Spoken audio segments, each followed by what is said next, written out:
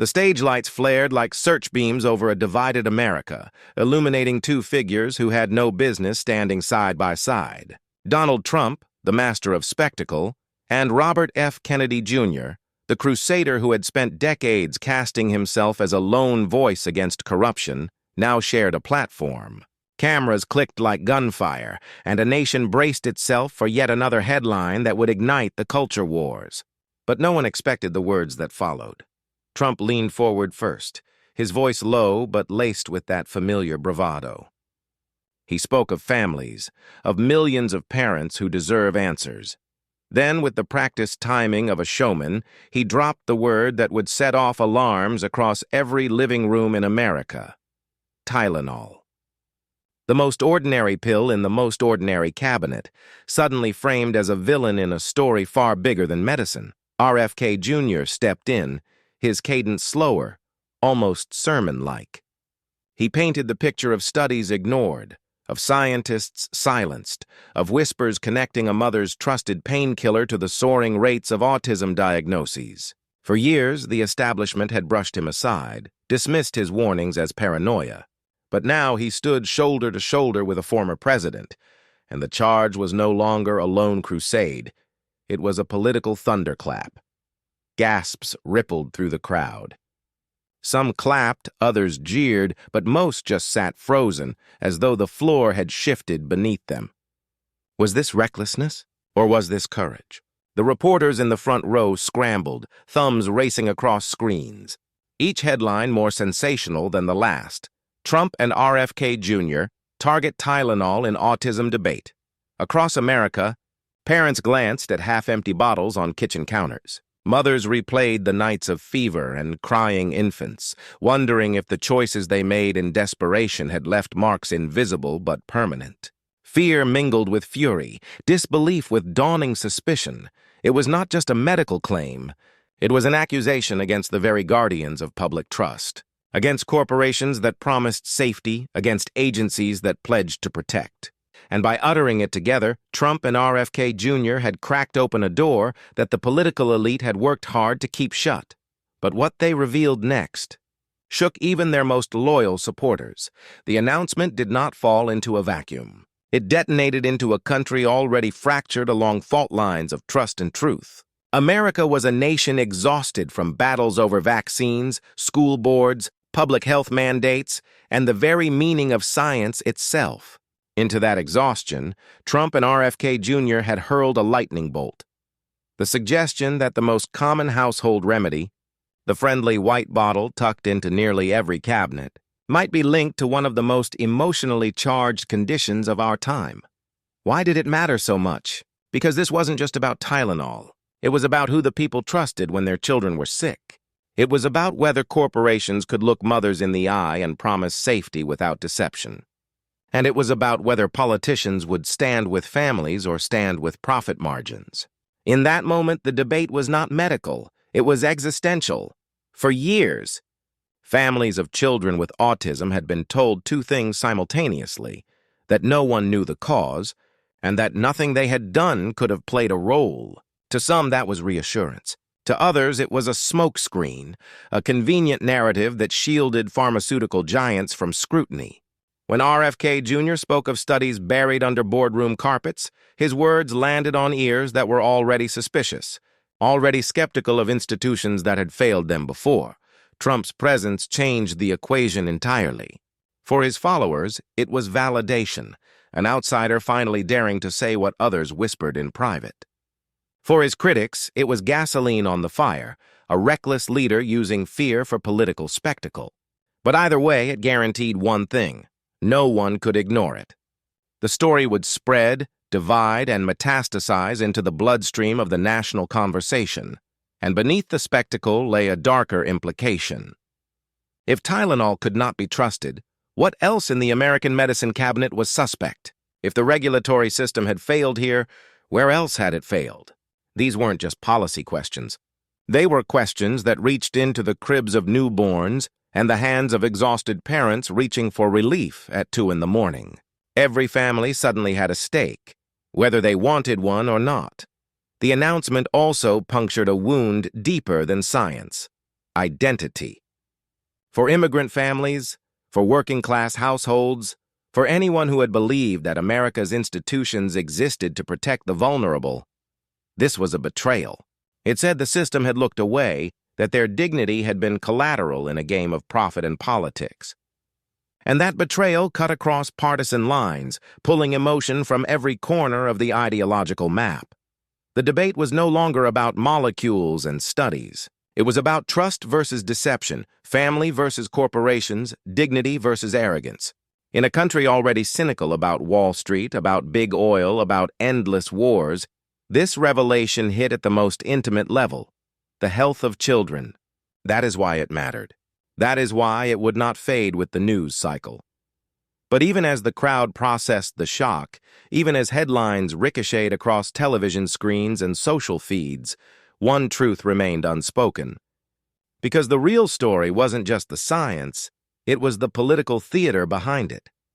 Long before Trump and RFK Jr. stepped under the blinding lights, the stage had already been set by the real giants in the story. The corporations, the authorities, the guardians of medicine who had promised safety while quietly counting profits. For decades, Big Pharma had sold not just pills, but a vision of security. The idea that science was neutral, that every recommendation was born from pure evidence, and that public health came before private gain. But behind closed doors, a different picture emerged. One painted in balance sheets, shareholder calls, and lobbying dinners on Capitol Hill. These were not villains in the comic book sense. They wore lab coats, tailored suits, and reassuring smiles on primetime interviews. They published studies, funded foundations, and placed their logos on marathon T-shirts. Yet beneath the polish lay contradictions too large to ignore. When whispers of a possible link between Tylenol used during pregnancy and developmental concerns began to circulate, their response was not curiosity but dismissal. Rather than investigate with urgency, they doubled down on silence, branding skeptics as conspiracy theorists, dismissing parents as hysterical, and casting doubt as a fringe distraction. Mainstream medical authorities followed suit. Agencies tasked with protecting the public leaned heavily on the studies supplied by the very companies they were meant to regulate. Press conferences carried the same tired refrain: safe, effective, no cause for alarm. Each declaration sounded confident, but the tone was laced with something sharper: arrogance. It was the arrogance of institutions convinced they could not be challenged, that their word alone should silence the masses. And when families begged for answers, their voices were drowned out by jargon, footnotes, and bureaucratic indifference. The media, for its part, became the megaphone of dismissal. Anchors smirked when discussing RFK Jr.'s earlier warnings. Pundits rolled their eyes at parents demanding more research. Headlines framed concerns as anti-science before the questions were even heard. The press, supposedly the watchdog of democracy, became instead the lapdog of authority, repeating official statements without scrutiny, mocking dissent, and ensuring that those who dared to question were portrayed as dangerous or delusional. Profit was the hidden through line. The sale of Tylenol and similar products represented billions in annual revenue. Hospitals stocked it, pharmacies pushed it, insurance companies reimbursed it. It was the unassuming cornerstone of everyday healthcare, and to even hint at risk threatened not only corporate profits, but also the credibility of the entire medical establishment. That credibility, once cracked, could bring down far more than a single product. So instead of transparency, there was obfuscation. Instead of humility, there was denial. The contradictions piled up. Corporations that claimed to champion public health were caught funding campaigns against accountability measures. Regulators who promised impartiality were revealed to have revolving door careers, 1 year at the FDA, the next year on a pharmaceutical board. Media outlets that spoke of trusting science quietly pocketed advertising revenue from the very companies under fire.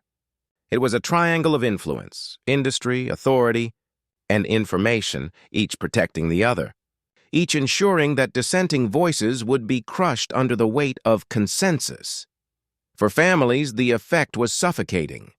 Parents who noticed patterns in their children were told they were imagining things.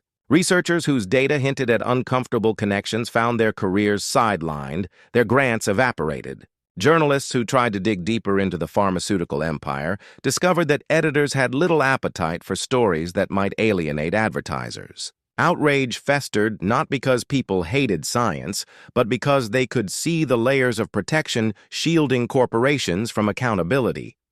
To some, he was a prophet. To others, a fearmonger.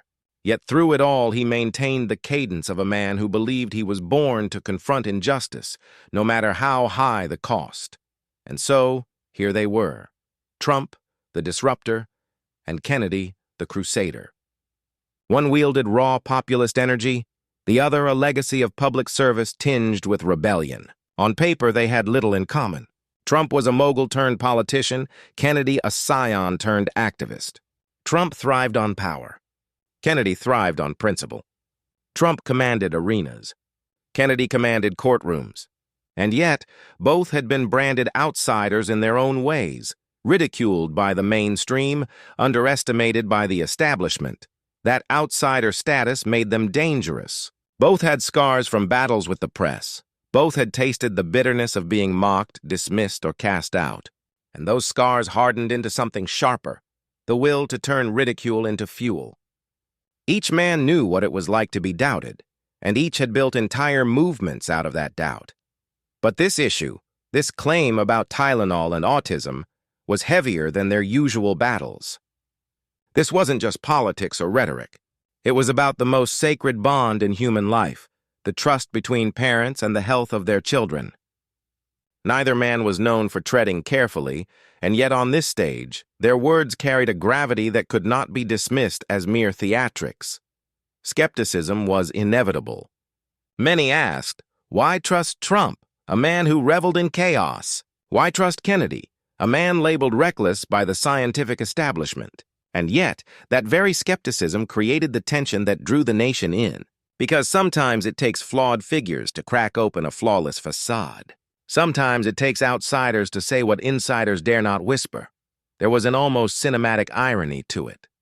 The billionaire who built towers in Manhattan, standing shoulder to shoulder with the heir of America's most storied political dynasty. The populist brawler and the patrician crusader, united by a single charge, that America's most trusted institutions had failed to protect its families. Admiration mingled with doubt. Were they heroes or opportunists? Was this courage or another performance? For many watching, the answer didn't matter. What mattered was that someone, finally, was forcing the conversation into the light, and as their voices echoed beyond that stage, it became clear that this was not the end of the story. It was only the beginning, because what came next wasn't a speech or a soundbite. It was a series of revelations, 5 explosive takeaways that would ignite the nation and push the culture wars into uncharted territory. The announcement was barely finished when the room erupted.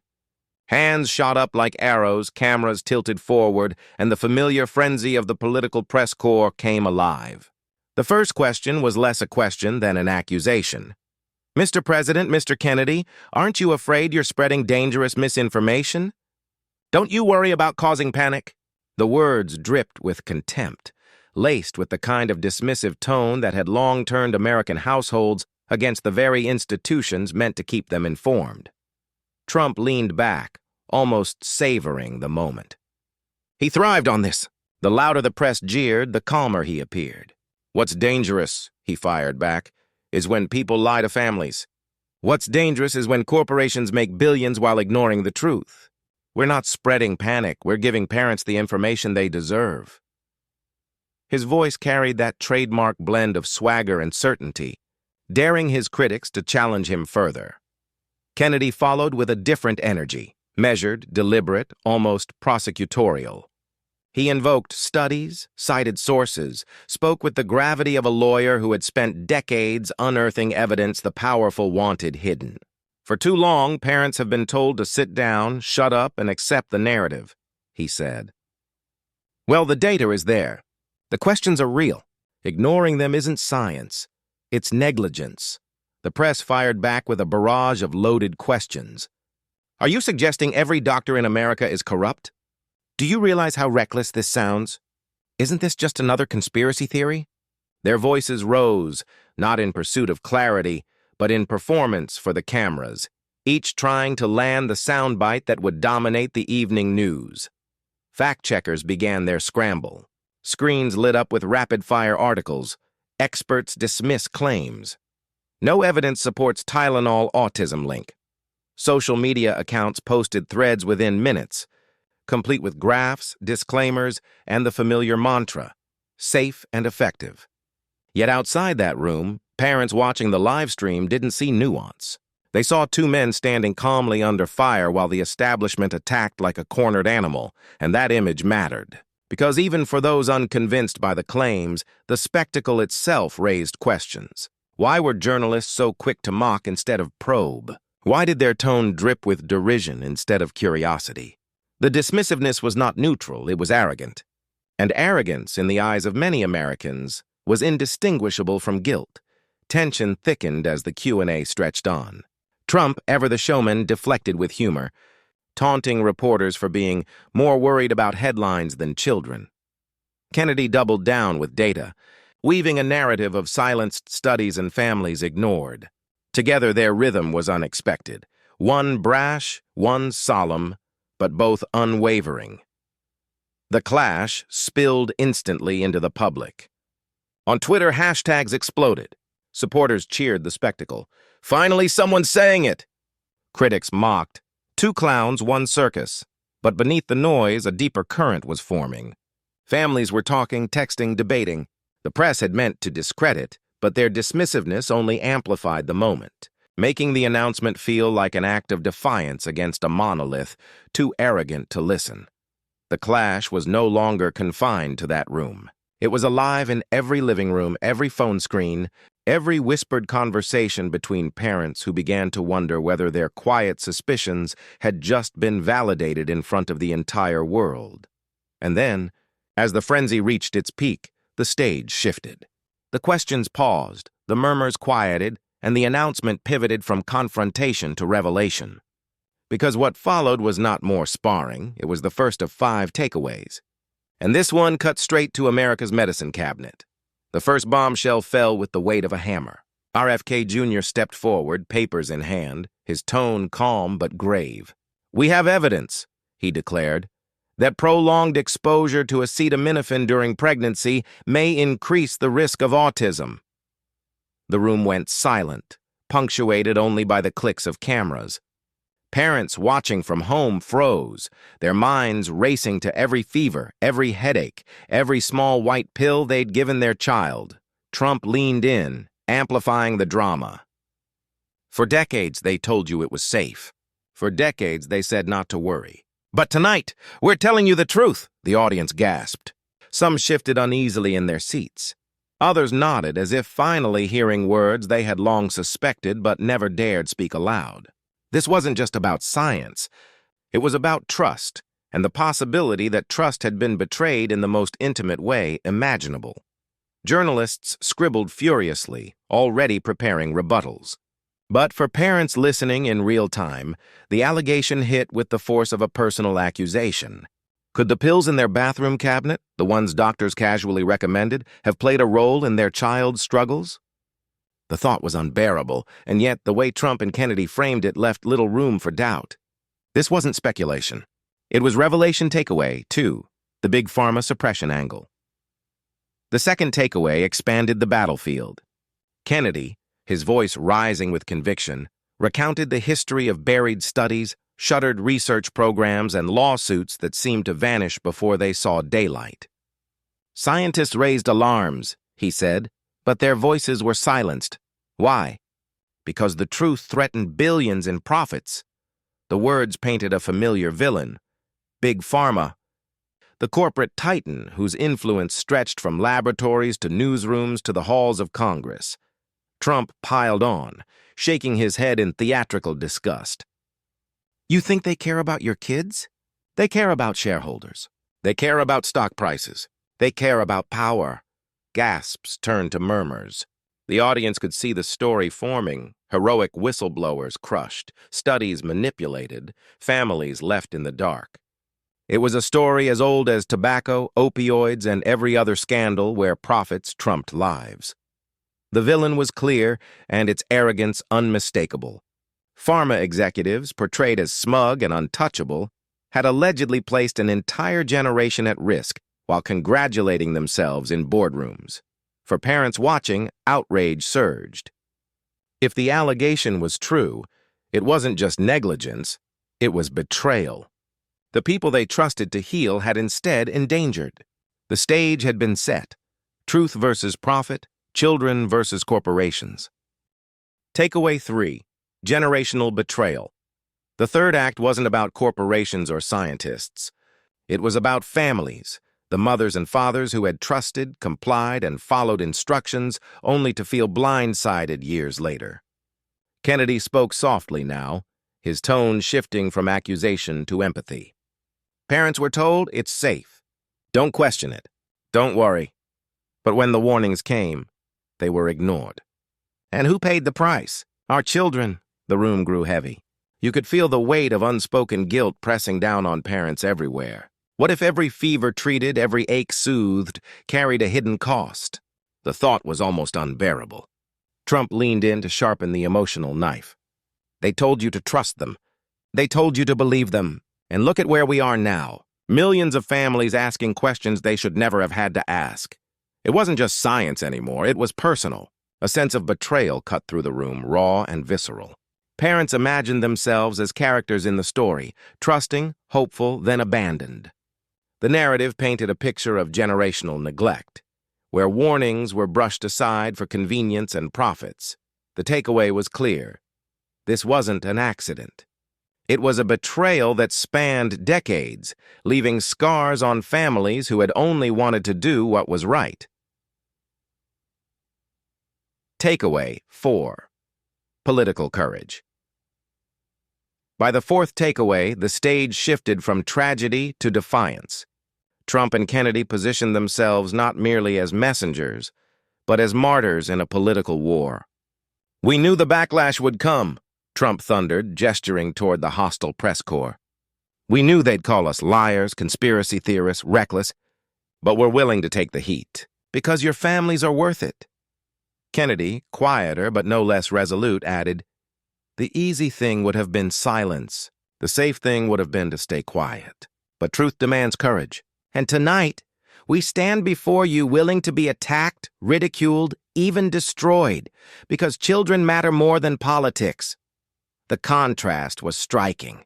Trump brought the fire, Kennedy brought the gravity, and together they framed themselves as warriors standing alone against an empire. In that framing, every jeer from the media, every mocking headline, every fact check became proof of their bravery.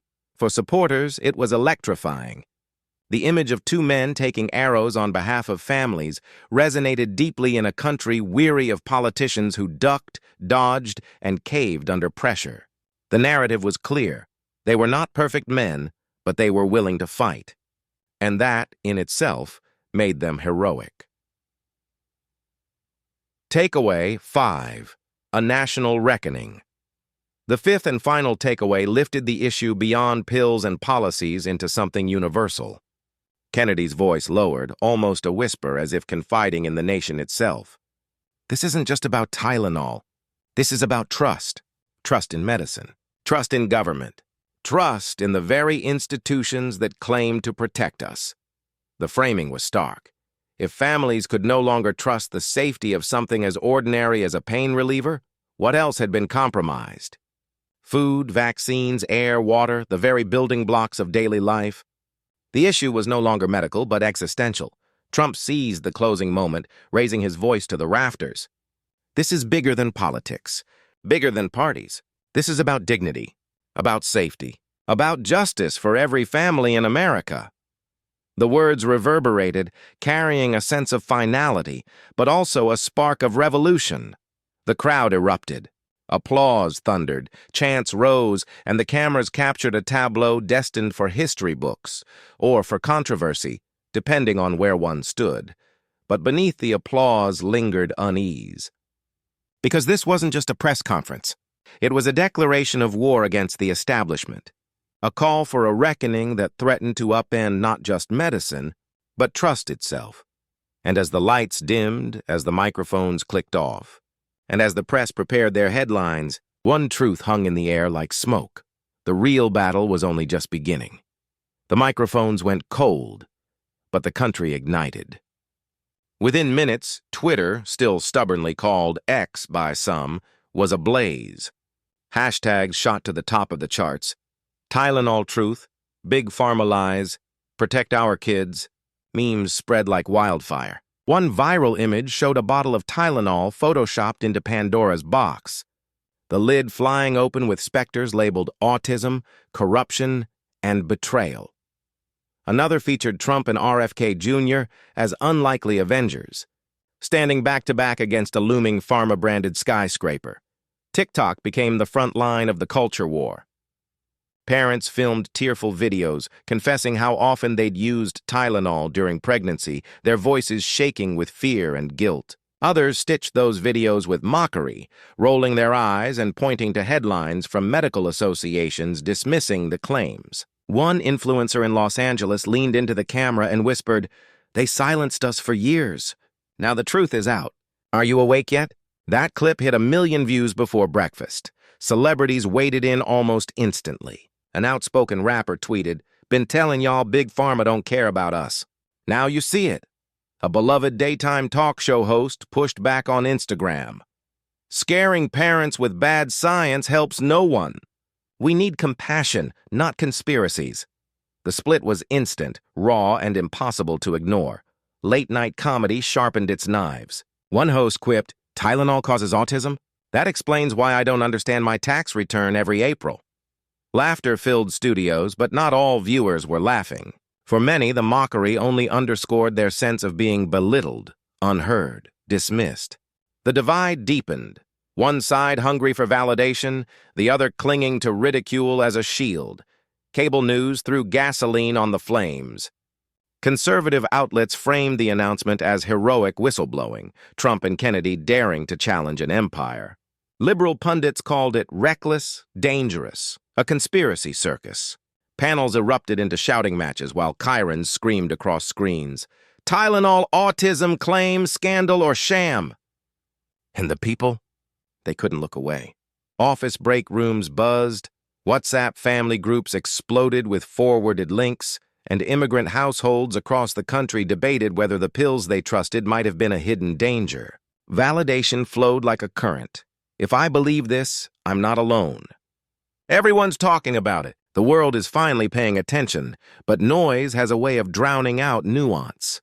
Between the memes and the monologues, the tears and the trolling, one thing became clear. The country wasn't debating science. It was debating trust, betrayal, and power. And that debate had no off switch, and yet beneath the noise, one moral question lingered. The storm of tweets, sound bites, and late-night laughter eventually faded into a deeper silence. The kind of silence where people are left with themselves, with their doubts, with their convictions. Beneath all the noise, something more enduring remained. This was never only about Tylenol or autism, or even the reputations of two controversial men standing at a podium.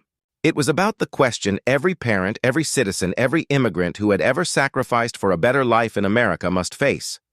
Who can we trust when everything feels bought and sold? The announcement, whether one believed it or not, forced that reckoning. It reminded families that their dignity was not disposable, that their questions were not conspiracy, and that truth, though messy, painful, and often inconvenient, was still worth fighting for. The press could mock, the corporations could spin, but the image that lingered was not of arrogance or derision. It was of parents holding their children a little tighter that night, whispering a quiet promise, "I will not be silenced. I will protect you no matter what the cost," and that is where the lesson cut deepest. For generations, Americans had been told to consume, to trust, to obey. To take the pill, believe the expert, accept the official story. But history has always belonged to those who dared to question, who refused to bow to arrogance. From abolition to suffrage, from civil rights to immigrant struggles, progress was born not from obedience but from courage. The Tylenol debate, in the end, was not about chemistry, it was about character. It asked whether a nation would continue to place profit above people, or whether ordinary families could reclaim the power of truth. Because when arrogance meets dignity, when profit collides with truth, there is only one side history remembers, and for the millions watching, that truth was empowering. It was validation for the immigrant mother who worked 2 jobs to buy medicine she hoped would help, for the father who wondered whether he'd done right by his children, for the young activist who believed America could still stand for something more than wealth. The chaos of the headlines blurred, but the values crystallized: dignity, responsibility, justice. This wasn't just a debate. It was a mirror held up to the nation, reflecting both its deepest fears and its highest ideals. And in that mirror, people found not despair, but solidarity. They discovered that they were not alone in their doubts, not isolated in their demands for honesty. They found each other, through hashtags, through whispers, through the unshakable truth that justice is not given, it is claimed. The microphones had gone silent. The laughter of pundits had grown faint. But the lesson endured. The measure of a nation is not in the smoothness of its press conferences or the profits of its corporations. It is in how it treats its children, how it honors its families, how it responds when truth and arrogance collide. And as America wrestled with that, one thing became clear. History was already being written, and every parent, every family, every voice raised in dignity was part of the pen. So there it was, autism and Tylenol. 5 takeaways from Trump and RFK Jr. announcement. A press conference that began with disbelief, spiraled into chaos, and left the nation grappling with questions bigger than science, bigger than politics, questions about who we are, what we value, and how we protect the ones we love most. But here's the truth. The fight isn't just theirs. It's ours. Every parent who's ever wondered if they were being told the whole story, every immigrant who's ever questioned whether their children's health mattered as much as anyone else's, every citizen who refuses to trade dignity for convenience, you are part of this struggle. This isn't about left or right, red or blue. It's about power versus people, arrogance versus dignity, profit versus truth. And that's why we can't stop here. If this story shook you, if it made you think, if it made you question, then share it. Subscribe. Join this movement for transparency, for justice, for accountability. Because the more we speak, the harder it becomes to silence us. The more we demand truth, the less room there is for deception. What began as a moment on stage is now a national reckoning. And history is watching, because this debate is just beginning.